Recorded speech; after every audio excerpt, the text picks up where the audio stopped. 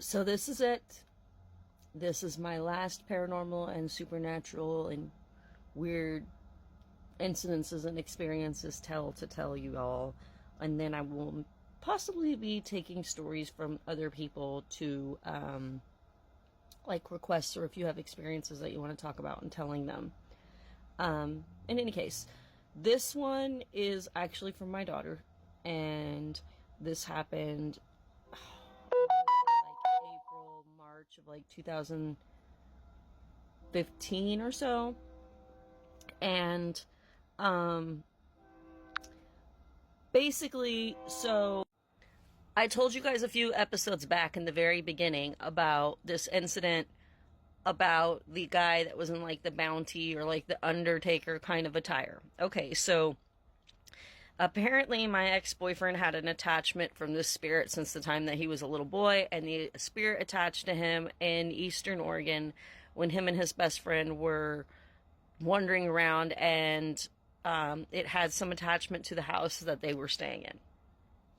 In any case, my daughter and I did not know about this. We did not know about this until after these incidences with us took place, and he explained to us about the attachment. So I guess we had been out and about, and I came back, and she was going to make some, I think it was top ramen noodles, and she went to go into the kitchen, and as she went to go turn into the kitchen, there was like, we had a back patio in that apartment, and it had slatted blinds kind of like this. But they were the full-length ones because it was a sliding glass door that you could open and then go back out onto the back balcony. And apparently, when she went to walk into the kitchen, the refrigerator was right here, and you had to go around it, and then the stove was on the other side of the fridge, and then there was the sink, and then the sliding glass door. And, of course, there were cabinets all around the top. Anyway, so she was going to go past the refrigerator to walk in, and she looked like dead ahead of you. When you walk in, you see immediately those blinds and that door. And it's usually like really light in that area because like the sun will come in, and it gave a pretty view. It was a pretty good view.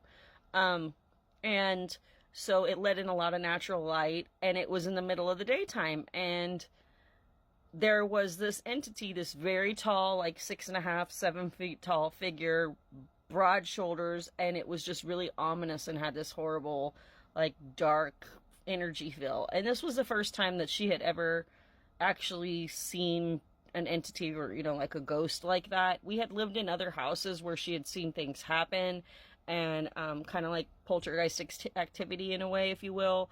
And I talked about that, especially the house in Florella that we lived in. But she had never actually seen a ghost like that. And the difference between this entity and the one in the house in Alabama was that the one in the house in Alabama was a little boy, and it wasn't malevolent. It was more trickster. I mean, like, sometimes it would play pranks. Like I said, it was like a poltergeist, but it wasn't scary to the point, like, it wasn't trying to be malicious.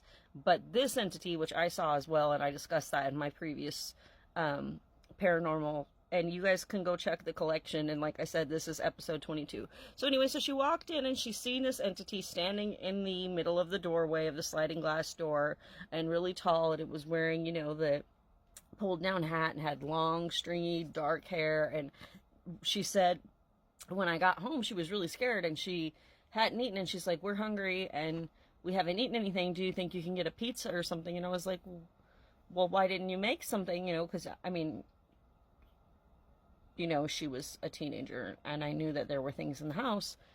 And she proceeded to tell us about how there was something in the kitchen, and she hadn't went in there since she saw it, and that it scared her, and she had been keeping herself out of there ever since because she didn't want to be anywhere near it. And so I was like, well, what did you see? Can you describe what you saw? Like, explain to me what happened. And so she starts describing this entity like I just described it to y'all. And my ex-boyfriend, he goes, oh no. And I looked at him, and of course I had had my experience by this time, and I, after hearing the information and weighing what she was saying, when I hear him say, oh no, it immediately clicks in my head, this is the same entity. And he proceeds to talk to us about how this attachment happened in the desert near like Bend and Redmond area. And they had built, like, in the early 2000s, they built a bunch of subdivisions out in different areas of the desert out there. And he said that he believed that there was something attached to the land from the Old West that is where he picked up this entity when he was spending time with his friend out there. And he had had it attached to him for, like, well, you know, most of his life at that point, because it attached him when he was a young man, or like an adolescent. I don't remember exactly how old he was, but I know that he said that he was in his formative years of, like, between, like, 17 and, like, 22 or something in there. And they were, you know, pretty young kids just messing around in the desert, like riding dirt bikes and stuff like that. And they came across, like, this old, like, rundown ghost town area, and they went into, you know, some quarries, and they got into some things out there in nature exploring. And that's where he picked it up, and it had been attached to him ever since. And that it usually didn't show itself to other people. It usually only showed itself to him. And of course, his best friend had seen it with him too. And of course, when I'm hearing all this information, it made me, you know, really like, oh God, what kind of stuff do you have attached to you? And what are you bringing into my household that's going to be, like, trying to get near my kids?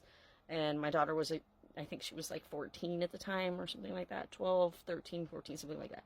And so I, of course, saged my house, and I meditated and did all the things to get rid of any bad energies and to ward off evil eyes and all those kinds of things.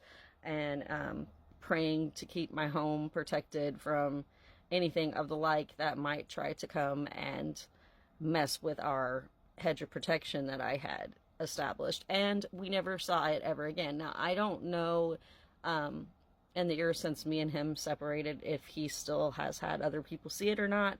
I am glad that I never saw it again, because after my daughter described to me that she felt the same immediate dread and fear of this thing, like it had just this malevolent dark energy all around it, that it was like sweltering and stifling, that made it feel like you just couldn't even breathe and you were almost paralyzed. She said that it was like that, and she didn't feel powerful or strong enough or protected enough to go in there, and she didn't want to mess with it. And which is good. I'm glad my daughter is smart enough to realize and recognize and follow her intuition at the first sign of any kind of weird, strange thing like that, because I think it probably did protect her. It's kind of like they say in Appalachia and other parts of the woods. If you see something, no, you didn't. If you hear something, no, you didn't. And if something calls your name and nobody's around, don't go to it. If you feel something is off, listen to your intuition, because there's a reason why you have that inner voice, and it's to guide you away from things that would just service you and do you wrong. And I'm really glad that my daughter was smart enough to realize that and put that to application when she needed to protect herself. So, thanks again for tuning in to my little collection of paranormal stories and listening to me ramble on about these crazy, weird oddities that have happened in my life. I truly do appreciate all of y'all's support. And again, if you haven't already, go pick up a copy of one of my books. Get yourself a copy of the pre-order of Dance with Darkness anthology. It's a beautiful collection, 12 different unique authors. If you like romantasy, paranormal romance, if you like fantasy romance, you know, adult fairy tales, a little bit of spice. If you're looking for your vampires, your witches, your wizards, and all those kinds of beautiful enemies to lovers, retellings of beautiful types of fairy tales, you really need to get a copy of this book, because I promise you're going to enjoy it. Remember, 12 stories. Each one is 15 to 25,000 words long. It's a very healthy, stealthy collection, and it is the fairy tale storybook that we all wanted for, that we all wished we had. Except for big kids. So anyway, yeah, definitely check it out and get yourself a copy if you haven't already, and let us know what you think. We're really excited about spooky season, and again, I appreciate all of y'all's time. Tune in next time, and we'll see what I got to ramble about next. Talk to y'all later.